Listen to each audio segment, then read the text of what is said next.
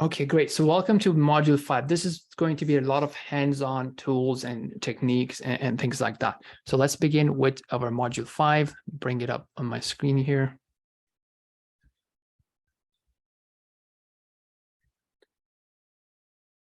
Module 5.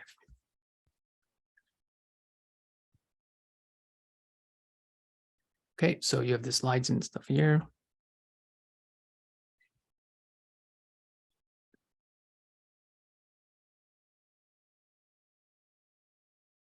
Second.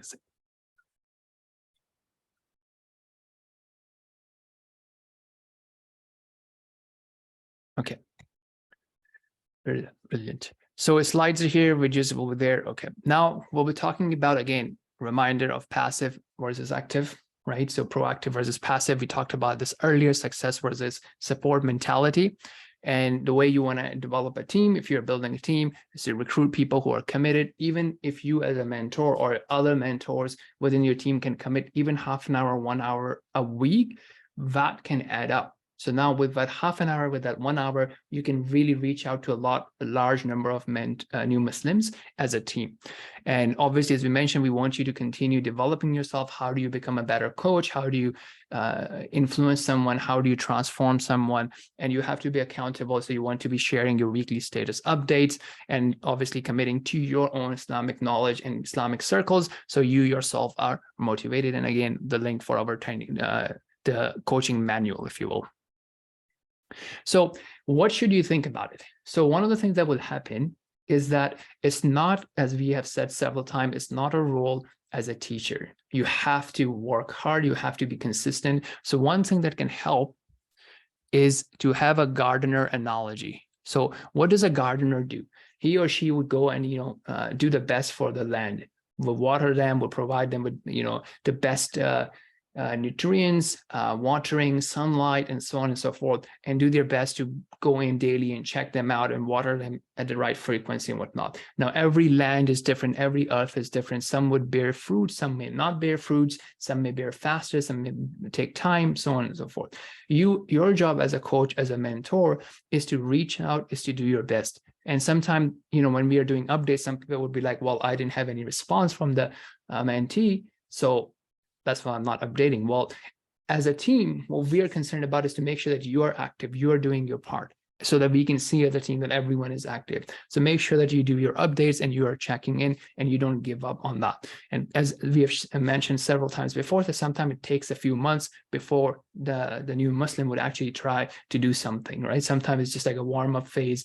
They're kind of getting into it. They may not have the full time to do it. So you have to keep in touch with them, inshallah. So your success criteria should be your efforts, your own consistency. And if Allah subhanahu wa ta'ala blesses you and lets you see the development of a new Muslim, alhamdulillah, that's a bonus. So some examples are like you are reaching out to them and they will be like, I'm busy, stress, lots going on. So now you don't want to leave it at that, and you want to say, you know what, I totally understand that. Let's get on a quick call. Let's grab coffee somewhere. Let's have a chat and see what's going on, sort of thing. Other options that you can do is like, I understand you have a lot going on. You're an ambitious person, and most likely you would always have stuff going on in your life because you will be taking one project after the other, and things are going to grow. And sometimes the best way to deal with a situation is to step back, do other activities, go on a walk, and so on and so forth, have a coffee break, for example.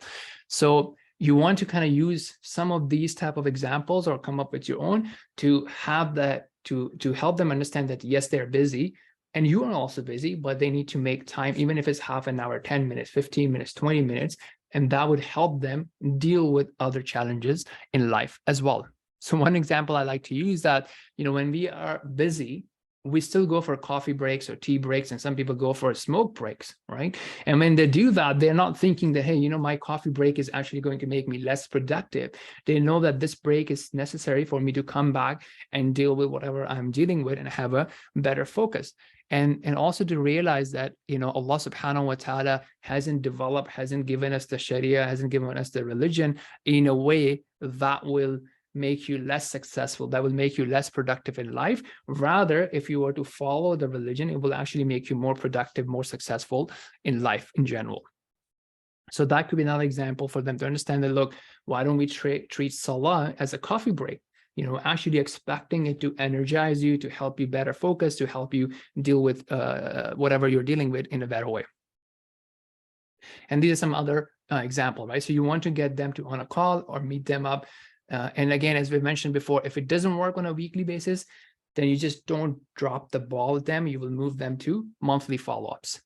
Okay, and sometimes, try to use different approaches. So what I've seen is you may be talking to someone on WhatsApp and they stop using WhatsApp, or there's so much going on their WhatsApp. So you may want to just give them a call or send them a regular text message or iMessage or Telegram or Signal.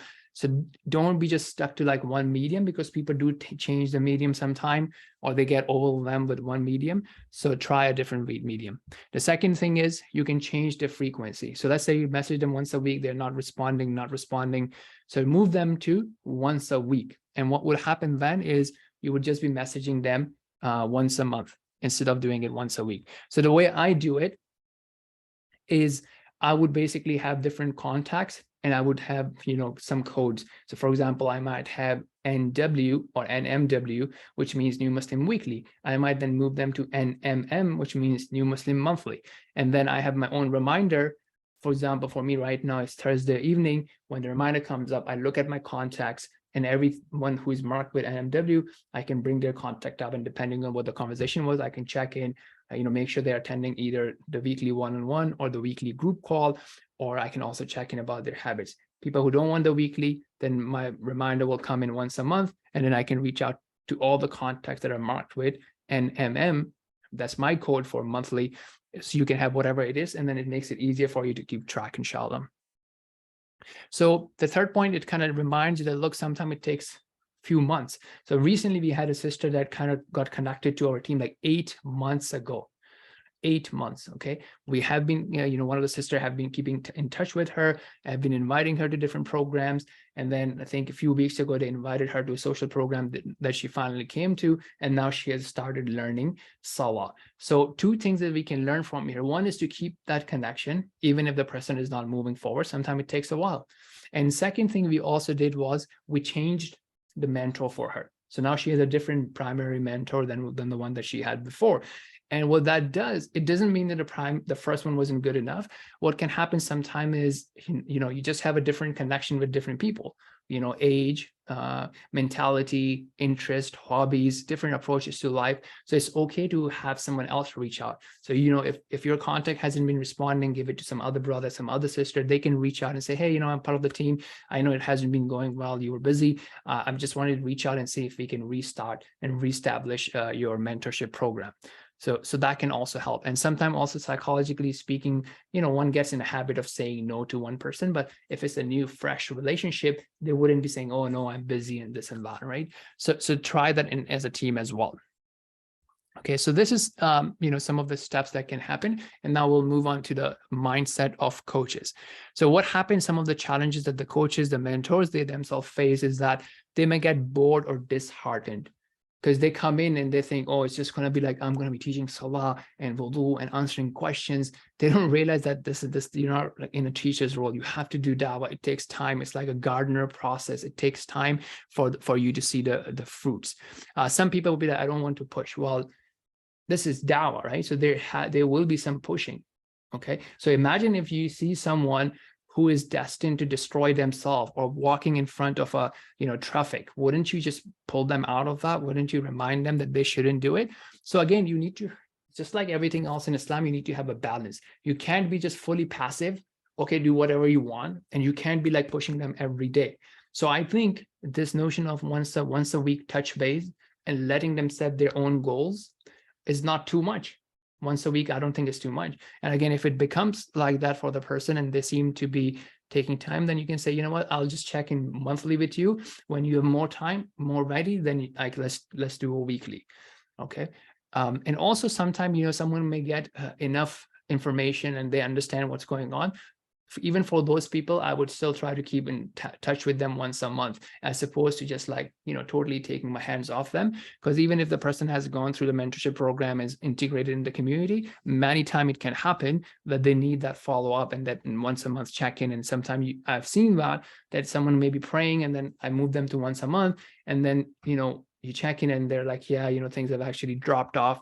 And I say, okay, let's get on a call. Let's see what's going on. Let's put in some new habits. Let's see what we can do, inshallah, to work on that. And if you're not sure, just ask them, is once a week too much? I'm checking with you on Thursday evening. Is that good? Should I do a different day? Whatever, right? So you can have that proper communication instead of just guessing and just like, taking your hands off. Okay, so now we'll go on the next point, which is about content, right? So the 4 pillars that we talked about, how you can actually work on that, inshallah.